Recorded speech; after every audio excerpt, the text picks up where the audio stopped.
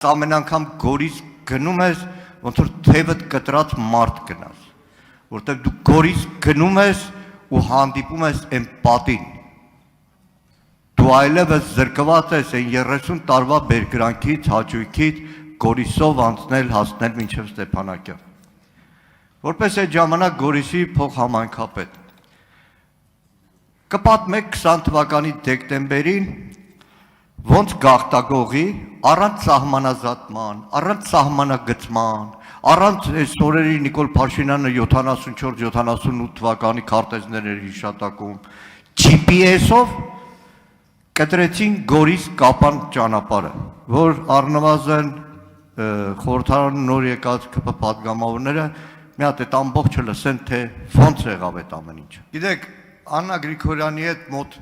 8 ամիս Խաչաձև տարբեր գերատեսչություններ հարցումների արդյունքում գլխավոր շտաբից ստացանք վերջապես բացահայտումը, թե ոնց է հանձնվել այդ ճանապարհը։ Այդ զինվորականին ոնց որ ծառայությունից հեռացրեցին։ Իդեպ այս ամբողջ ծրագրի մեջ կառավարության Հայաստանի տարածքային ամբողջականության վերականգնում չկա։